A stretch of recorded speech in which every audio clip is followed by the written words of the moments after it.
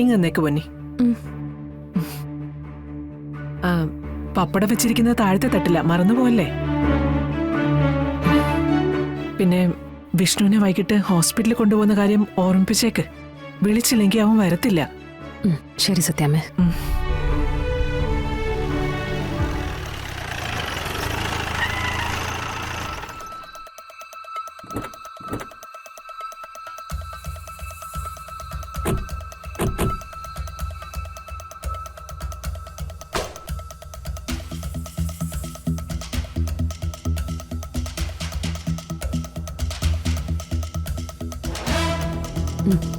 എന്താ മാഡം?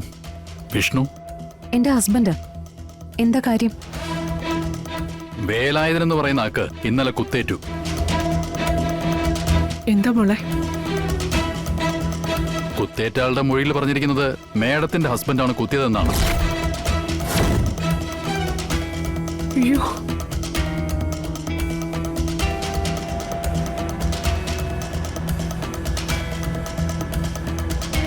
എന്റെ കൃഷ്ണ, ഞാൻ എന്തൊക്കെയാ കേൾക്കുന്നേ?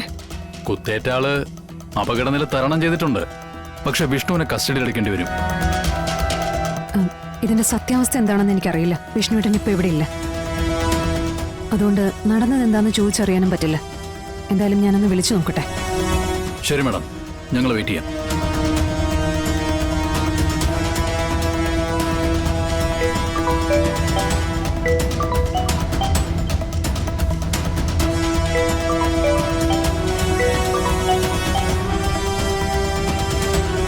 ഫോൺ കൊണ്ടുപോയില്ലേ? സത്യമേ, വിഷ്ണു കുഞ്ഞിന്റെ ഫോൺ. ആ, എന്നാ അവൻ ഫോൺ മറന്നിട്ടുണ്ട്.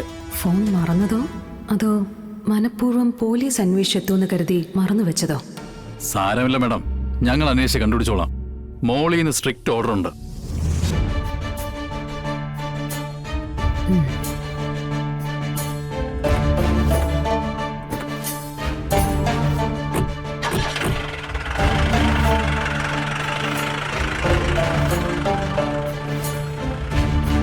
ശാലിനി, വിഷ്ണു.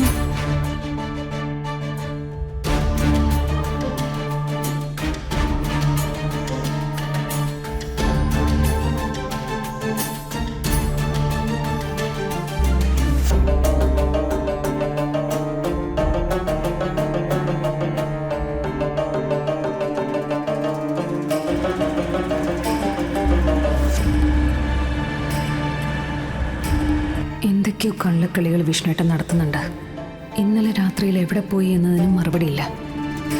10 ലക്ഷം രൂപ ആർക്ക് കൊടുക്കാനെന്ന സത്യാമ്മയുടെ ചോദ്യത്തിനും മറുപടിയില്ല. പോലീസുകാർ പറഞ്ഞതനുസരിച്ച് ഈ പറയുന്ന വേലായുധനെ കുത്തിയത് അപ്പൊ വിഷ്ണുവേട്ടൻ തന്നെയാണോ? ആണെങ്കിൽ എന്തിന്? വിഷ്ണുവേട്ടനും ഈ കുത്തുകൊണ്ടു കിടക്കുന്ന വേലായുധനും തമ്മിൽ എന്താണ് ബന്ധം?